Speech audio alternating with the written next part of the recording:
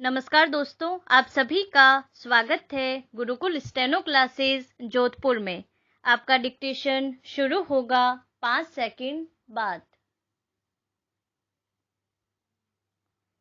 साधारण रूप में नागरिक शब्द का अर्थ है नगर निवासी विराम, किंतु अब नागरिक शब्द का अपना विशिष्ट अर्थ रखता है विराम। नागरिक दोनों ही प्रकार हो सकता है, चाहे वह ग्राम का निवासी हो या नगर का रहने वाला विराम। प्राचीन काल में यूनान तथा रोम में नागरिक शब्द का व्यवहार उन्हीं विशिष्ट लोगों के लिए होता था जिन्हें संपूर्ण अधिकार प्राप्त थे विराम। दास प्रथा के अनेक घृणित उदाहरण प्राचीन यूनान की सभ्यता में पर्याप्त रूप से मिलते हैं विराम। इन दास बनाए हुए व्यक्तियों को वे लोग अपने समान अधिकार कदापि नहीं दे सकते थे, इसलिए उन्होंने दास बनाए हुए अपने लोगों से नागरिकों के अधिकारों का अपहरण कर लिया विराम। फलस्वरूप ये दास उसी भूमि के भाग में एक ही राज्य की छत्र छाया में रहते थे, परंतु उन्हें रोम के स्वतंत्र नागरिकों के समान कोई अधिकार प्राप्त नहीं थे विराम। कालांतर में नागरिक शब्द का अर्थ इसीलिए परिवर्तित हो गया, जिसे एक विद्वान ने इस प्रकार अभिव्यक्त किया कि केवल राज्य में रहने ही से मनुष्य नागरिक नहीं बन सकता विराम। नागरिक बनने के लिए यह आवश्यक है कि उसे अधिकार प्राप्त हो तथा उसके कर्तव्य निर्धारित हो विराम। जो व्यक्ति राजद्रोही, अपराधी, दंडित, पागल अथवा दिवालिये हैं, उन्हें नागरिकता का अधिकार नहीं दिया जा सकता विराम। प्रत्येक नागरिक को अपने व्यक्तित्व के विकास के लिए राज्य की ओर से राजनीतिक, धार्मिक, सामाजिक एवं आर्थिक स्वतंत्रता प्राप्त है, जो अत्यंत महत्वपूर्ण है विराम। किंतु यही स्वतंत्रता यदि स्वच्छंदता में परिवर्तित हो जाए तो यह जन समुदाय के लिए घातक सिद्ध होगी विराम।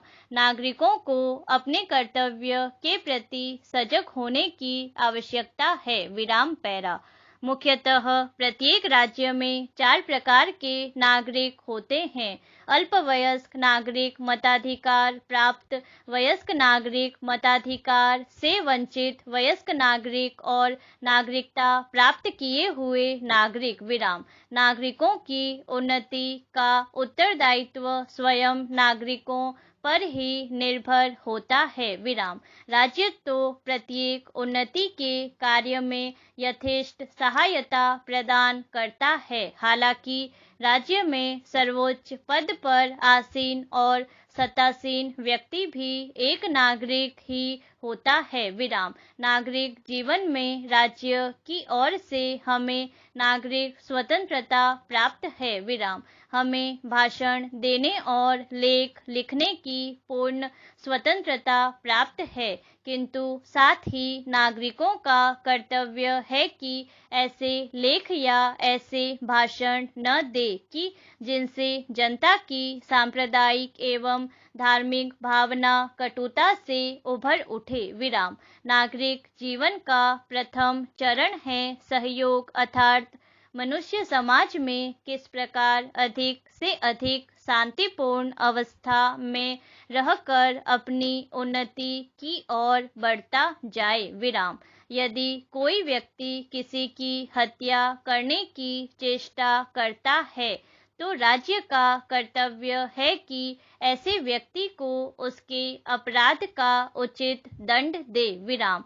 राज्य का कार्य सुव्यवस्था स्थापित करना है विराम। अच्छे नागरिक को चाहिए कि वह निष्पक्ष, निर्लोभी और सहिष्णु हो, तभी वह समाज की सच्ची सेवा कर सकता है विराम। उसे इस दायित्व का अनुभव करना चाहिए कि उसका समुदाय, समाज, देश तथा राष्ट्र के प्रति क्या कर्तव्य है विराम। वह ऐसा कोई भी कार्य न करे जो जनहित के विरुद्ध हो विराम। नागरिक जीवन हमें सहयोग का पाठ पढ़ाता है विराम।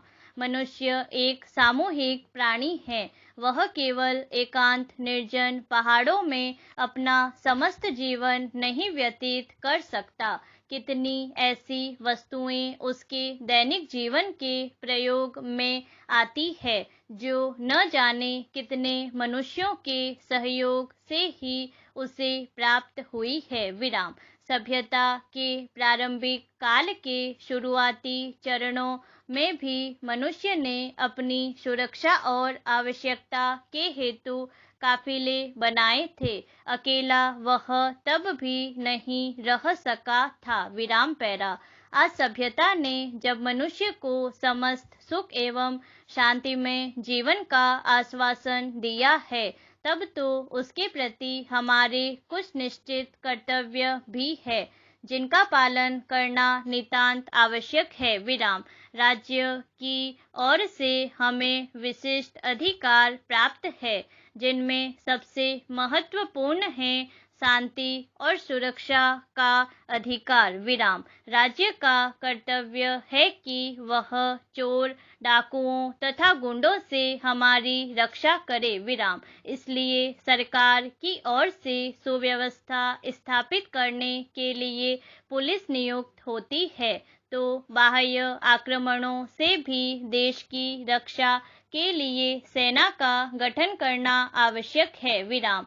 यदि कोई मनुष्य दूसरों को व्यर्थ ही हानि पहुंचाने की चेष्टा करे, उसे मारे पीटे, यहाँ तक कि हत्या इत्यादि करे, तो इन सब अपराधों का दंड राज्य की ओर से उस व्यक्ति को देना आवश्यक है, क्योंकि वह सामाजिक जीवन की शांति और सुव्यवस्था को भंग करता है विराम। इस सुव्यवस्था को बनाए रखने के लिए राज्य न्यायालय बनाती है, जिसमें व्यक्ति के समस्त अपराधों का उचित दंड निश्चित हो जाता है विराम। नागरिक जीवन में मेल जोल की बहुत बड़ी आवश्यकता है, इसीलिए सरकार भिन्न भिन्न संप्रदायों में शांति स्थापित करने की पूर्ण चेष्टा करती है विराम।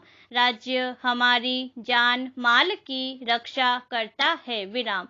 नागरिक जीवन में हमें इतनी अधिक सुविधाएं राज्य की ओर से प्राप्त है विराम।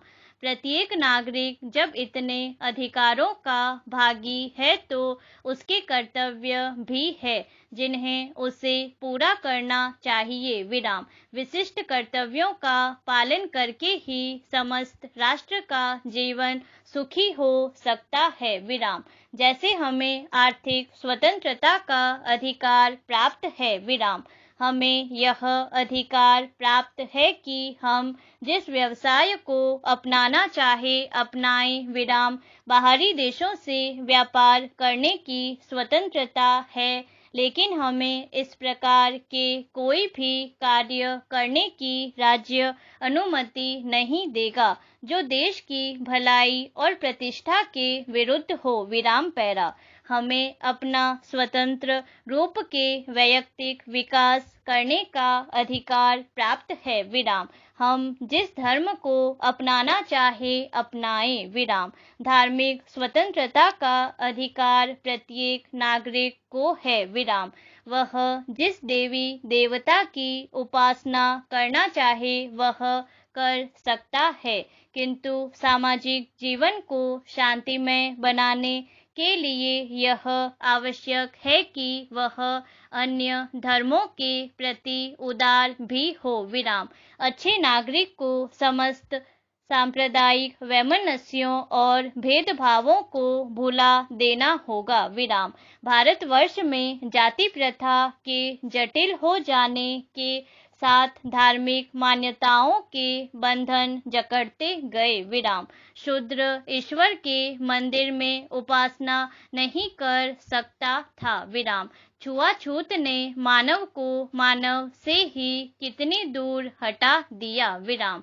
कबीर से लेकर दयानंद, महात्मा गांधी आदि सभी सुधारकों ने समाज से छुआछूत की प्रथा को उखाड़ फेंकने का सतत प्रयास किया। विराम। सुधारकों के उपदेशों ने सामाजिक जीवन में सहिष्णुता उत्पन्न कर दी, जिसके फलस्वरूप ऊंच नीच एवं छुआछूत के जटिल बंधन बहुत कुछ ढीले पड़ गए हैं। पूर्ण विराम।